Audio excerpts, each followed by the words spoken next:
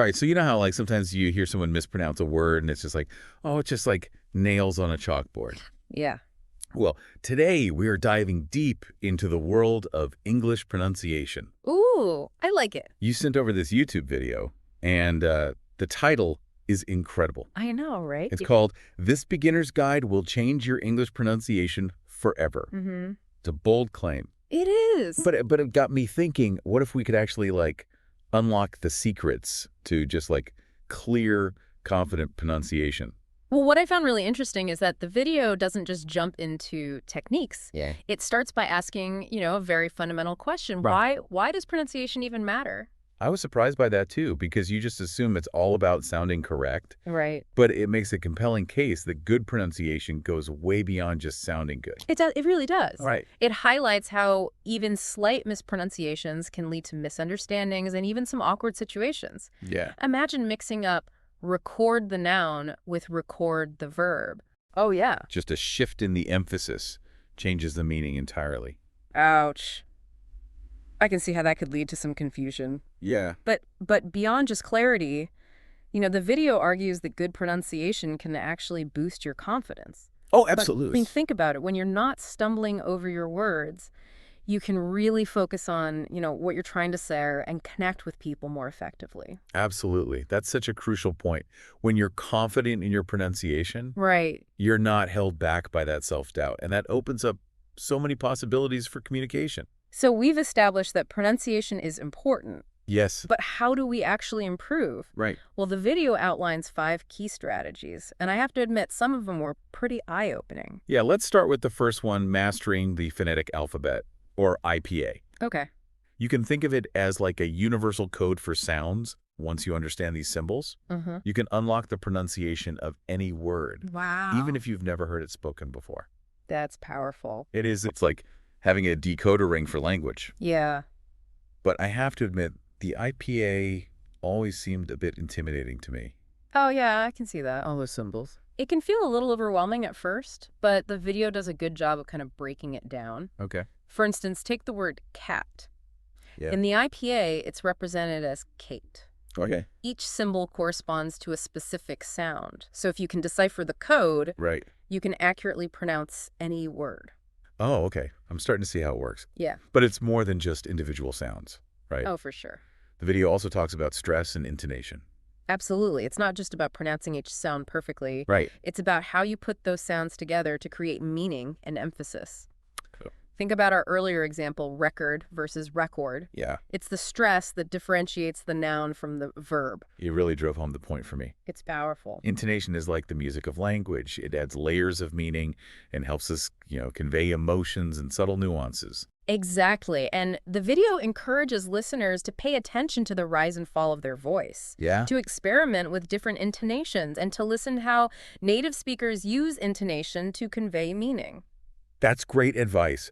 But let's be honest, Okay? everyone has their pronunciation struggles. Yeah. I know I do. We all do. The video doesn't shy away from this and tackles some of those common challenges head on. Yes, like the infamous F sound. Yeah. Which can be a real tongue twister for many learners. Yeah.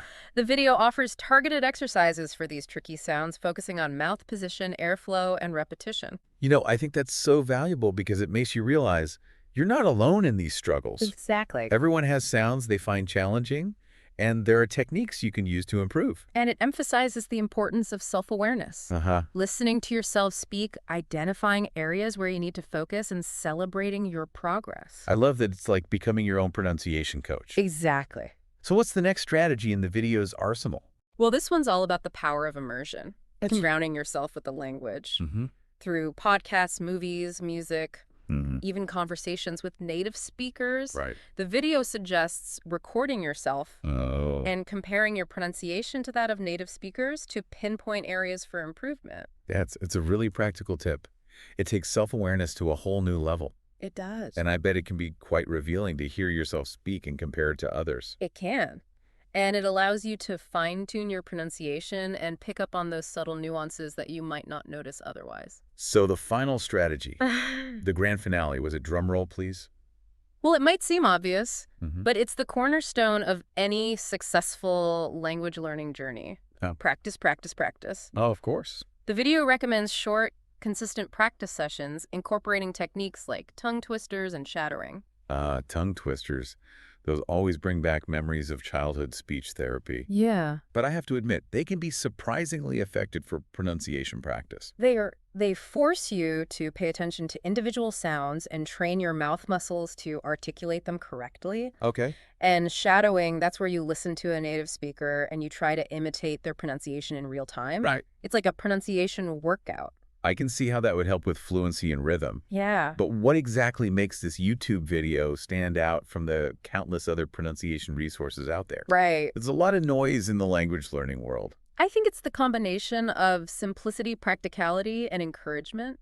Okay. It breaks down complex concepts into manageable steps, Uh-huh. focuses on real-life applications, and reassures learners that it's okay to make mistakes. Yeah. Progress takes time and consistent effort. That's a refreshing perspective. It is. It's not about achieving perfection overnight. Right. It's about embracing the process Yeah. and celebrating small victories along the way. And I think the video's emphasis on real-life application is key. It's not just about sounding perfect in isolation. It's about using pronunciation as a tool to confidently navigate everyday situations. Right. From ordering coffee to giving presentations. That's where the rubber meets the road. Yes. So we've covered the 5 strategies outlined in the video, but before we dive deeper into the nuances of English pronunciation, I'm curious what stood out to you the most from this guide? What sparked your curiosity? You know, I was fascinated by this segment on regional dialects. Uh-huh. It's incredible how pronunciation can vary so much, even within the same country. Right. The video mentioned how a simple word like car Yeah. can sound completely different depending on whether you're in London or New York. Right. And it's not just about accent. Right. Dialects can have unique vocabulary and even grammatical structures. Oh, for sure. It's like having different versions of English within English. Exactly. And I think that diversity is what makes language so fascinating. It's a reflection of culture, history, and identity. It makes me wonder, about how these variations evolved and what they reveal about the communities that speak them. That's a great point. It's like each dialect tells a story about the people who speak it. Yeah. And I think understanding those stories can make us, more empathetic and insightful communicators. Absolutely. It goes back to the idea that pronunciation is so much more than just sounding correct. Right. It's about connecting with others on a deeper level, appreciating their cultural background, and embracing the richness of language. I love that perspective. It shifts pronunciation from a purely technical skill to something more human and nuanced. It does, and it reminds me of another fascinating aspect of pronunciation. Okay. The role it plays in public speaking. Uh-huh. The video touches on this briefly. Yeah. But I think it deserves a deeper dive. Oh, absolutely. Yeah. I've always admired those speakers who command a room with their voice. Right. Their pronunciation is so clear and engaging. It's like they're casting a spell on the audience. It's true. Good pronunciation can be incredibly persuasive. It adds weight to your words, enhances your credibility, and makes your message more impactful. But it's not just about speaking loudly and clearly, right? Right. There's more to it than that. Right. It's about mastering the art of pacing, pausing, and using your voice to create emphasis and build suspense. A well-placed pause can give your audience time to absorb your message and heighten the anticipation of what's coming next. Wow. I never thought about it like that. Yeah. It's like pronunciation becomes a storytelling tool. It is. A way to captivate your listeners and keep them on the edge of their seats. Exactly. And it highlights the connection between pronunciation and emotional intelligence. A skilled speaker uses their voice to convey not just words, but also feelings and intentions. So it's not just about what you say, but how you say it. Right. Your pronunciation can amplify your message and create a deeper connection with your audience. Precisely. And I think that's what makes pronunciation such a fascinating subject. Yeah. It's a complex interplay of technical skill, cultural awareness, and emotional intelligence. Okay, so we've explored the importance of pronunciation for clarity, confidence, cultural understanding, and even public speaking. Yes. But I'm curious, out of all the strategies we've discussed, which one resonated with you the most? Which one sparked a light bulb moment for you? I think the concept of shadowing really grabbed my attention. Yeah. It seems like such an effective way to internalize the rhythms and nuances of native speech. It's like you're stepping into the shoes of a native speaker and experiencing the language from the inside out. I love that analogy, and it's a technique anyone can use, Right. regardless of their level. Exactly. You can shadow podcasts, audiobooks, even conversations with friends. Exactly. And the beauty of shadowing is that it's not just about mimicking sounds, it's Right. about absorbing the natural flow and intonation of the language. It's like a pronunciation workout for your brain. And speaking of workouts, I'm curious, what techniques do you use to keep your pronunciation muscles in shape? Well, aside from shadowing, Yeah. I find that regularly practicing tongue twisters can be incredibly helpful. Uh-huh. It's like a gym for your Oh, tongue. yes, the good old tongue twisters. Yeah. I remember struggling with "She sells seashells by the seashore" as a kid. Oh, yeah. But I have to admit, they do force you to pay attention to each sound and articulate clearly. They do. And the more you practice, the easier it becomes to navigate those tricky sound combinations. So, tongue twisters, check any other secret weapons in your pronunciation arsenal.